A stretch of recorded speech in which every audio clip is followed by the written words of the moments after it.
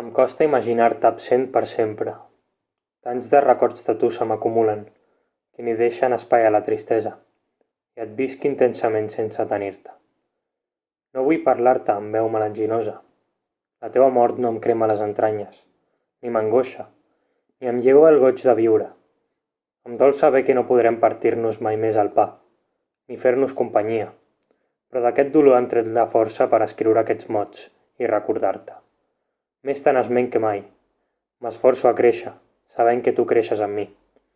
Projectes, il·lusions, desitgs, prenen volada per tu i amb tu, per molt distants que et siguin, i amb tu i per tu somio de complir-los.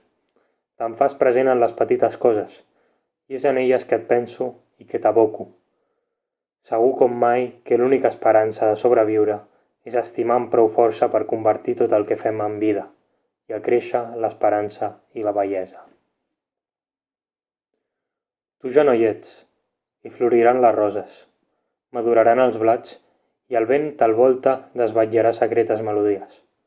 Tu ja no hi ets, i el temps ara em transcorre entre el record de tu, que m'acompanyes, i aquell esforç, que prou que coneixies de persistir quan no res ens és propici.